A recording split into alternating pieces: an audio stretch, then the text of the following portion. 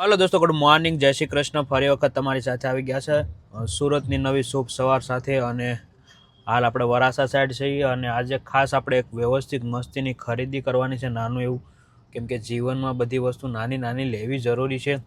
અને ખાસ કરીને અમારું હથિયાર કહેવાય જે હેર કટિંગ કરવા માટેનું ટ્રીમર આવે, તો એ ટ્રીમર લેવા જવાનું છે। અને કાલે વ્લોગ નહોતો આવ્યો પણ કાલે થોડુંક કામમાં પડી જતો, ફેમિલી કામમાં, એટલા માટે ન જઈ શક્યો બહાર।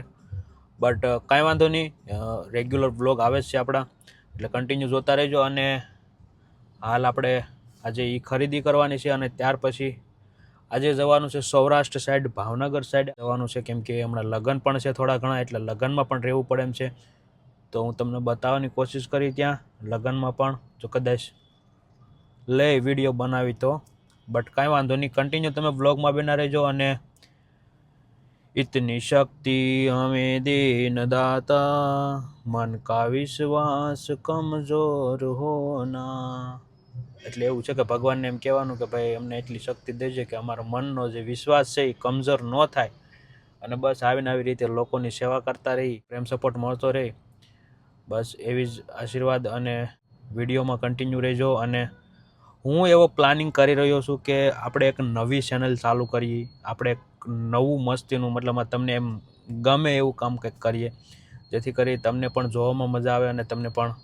તો થોડોક ટાઈમ જોઈએ પછી વિચારું છું કંઈક કરીએ નવું, આપણે માર્કેટને આખું એક નવી વસ્તુ આપીએ, જેથી કરી તમને પણ મજા આવે, અમને પણ મજા આવે, અને પ્લાનિંગ કરી રહ્યો છું। તો ખૂબ જ વહેલા જલ્દીથી તમને એ સરપ્રાઈઝ આપીશ, અને કન્ટિન્યુ બ્લોગમાં બના રહેજો અને રેગ્યુલર બ્લોગ જોજો। ઓર દોસ્તો, એક લીધું છે ફાઇનલી આવડવા, બતાવો તો કયું છે, કેવી રીતનું મશીન છે? આવું કંઈક છે જે નિરાધાર લોકોના હેર કટિંગ કરવા માટે હથિયાર, અમારો સ્પેશિયલ સારું આવે ને બાપુ? અરે એક નંબર, કાંઈ ન બતાવે। વાહ વાહ। ઓર દોસ્તો, મશીન ફાઇનલી લઈ લીધું છે, હું તમને બતાવું, જોઈ શકો। અને હવે અમે જઈ રહ્યા છીએ, એક કેસ છે, હવે ત્યાં જઈએ, જોઈએ, અને વ્યવસ્થિત લાગે। એક દાદા છે, કાલે અમે એને રાતે મળ્યા હતા, જો કે તે ફેમિલી જોડે હતો, પણ પૂછ્યું હતું મેં કે કાલે તમે અહીંયા બેસશો, ત્યાં જઈએ છીએ, જો દાદા મળવા તો આપણે એને પૂછીશું કે રોડ ઉપર કેમ રહ્યો છો તમે, અને આવી પરિસ્થિતિ તમારી કેમ થઈ ગઈ, કેમ કે બહુ જ કપરી પરિસ્થિતિમાં રહેતા હતા કાલે, તો મેં જોયું।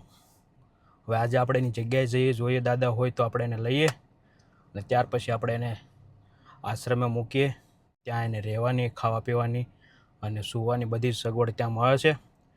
તો બહુ સારું કહેવાય કે ભાઈ આવી રીતના આશ્રમ ચાલુ છે, જેથી કરી જે નિરાધાર લોકો રોડ ઉપર રહી રહ્યા છે, કેમ કે ઘણા બધા લોકોની એવી પરિસ્થિતિ છે કે જે માંગીને ખાવા નથી માંગતા, પણ લોકોને શું કહેવાય કે જ્યારે ઘર પરિવાર કાંઈ ન મળે એટલે પછી મજબૂરીમાં માંગવું પડતું હોય છે, કેમ કે ઓલા કહે ને એમ કે ખાવા માટે, પેટ માટે બધા બધું કરતા હોય એમ।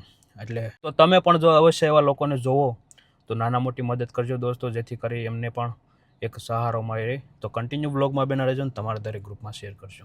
તો આ જગ્યા હતી, દાદા અહીં બેઠા હતા, તમે જોઈ શકો કેવી જગ્યા છે। અને આ છે BRTS, એટલે અહીંયા ગાડી આપણે ઊભી ન રાખી શકીએ। આ છે BRTS, એટલે અહીંયા ગાડી ન તમે ઊભી રાખો, પણ દાદા અત્યારમાં નથી। મેં દાદાને કાલે કીધું હતું કે તમે અહીંયા ને બેસજો, કાલે દાદાને મેં કીધું હતું કે અહીંયા તમે બેસજો, પણ દાદા નથી।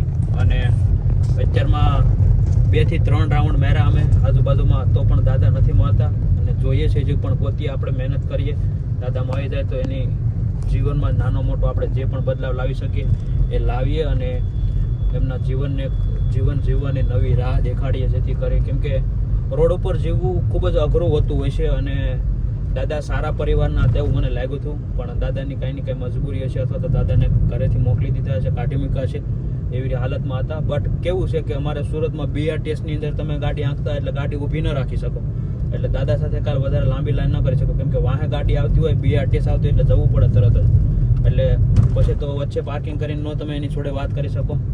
પણ કાંઈ વાંધો નહીં, કાલે તો વધારે રાત થઈ ગઈ હતી એટલે ન લઈ શક્યો, પણ આજે અમે મહેનત કરી રહ્યા છીએ, 2 થી 3 રાઉન્ડ માર્યા છે ને હજી પણ ગોતીએ છીએ દાદાને, તો દાદા મળી જાય અવશ્ય આશ્રમે લઈ જઈશું અને એના જીવનમાં જે પણ નાનો મોટા બદલાવ આવે બદલાવ લાવવાની કોશિશ કરીશું.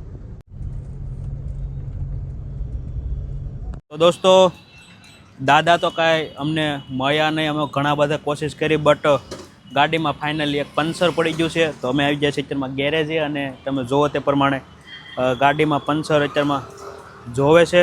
કેમ કે હવા જતી રહી ના. BRTSમાં 2 થી 4 વખત ગાડી આંકીને એમાં મોટા મોટા રાઉન્ડ માર્યા. હવે આમાં તો જોઈએ પંચર છે કે હવા જતી રહી. કેમ કે જેવી રીતે કેમ કે હવા વિનાના માણસને હવા આવી જાય ને તો બહુ ઊંચા ઉડે, અને ગાડીને હવા ન હોય ને તો ગાડી નીચે બેસી જાય. એટલે જીવન એવું છે કે એટલે જીવનમાં બહુ હવા નહીં રાખવાની.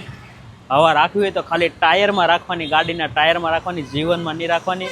અને નરમાશથી જીવન જીવવાનું, બને એટલું લોકોને ઉપયોગી થવાનું, લોકોનું સારું વિચારવાનું અને હસતું રહેવાનું, ખેલતું રહેવાનું. કેમ કે જીવન એવું છે દોસ્તો કે આપણને ખુદને ખબર નથી કે આપણો દિવસ છેલ્લો દિવસ આપણો કયો છે એમ.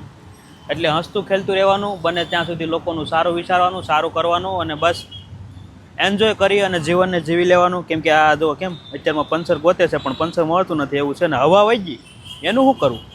હવા વહી ગઈ તો હવા વિનાની કે ગાડી તો હાલે નહીં. એટલે ઓલા નહીં કહેતા કે 1 કરોડની ગાડી હોય પણ 10ની હવા ન હોય ને તો એ ન હાલે. એટલે જીવનમાં ઘણી વખત એવું થઈ જાય, સમજાણો? આપણી પાસે ઘણું બધું હોય પણ અમુક વસ્તુ ન હોય ને તો એનું આપણને ખેડૂતી ખેદ રહે. એટલે તમે કન્ટિન્યુ મારા બ્લોગમાં બેનારો જોવો ને વિડીયો શેર કરો તમારા બધા ગ્રુપમાં. હા મિલા ના, દેખો મિલ ગયા. વાહ, તો મેરે રાધા દીકરાને ગોડ દિયા. વાહ, છોટા વાલા હે.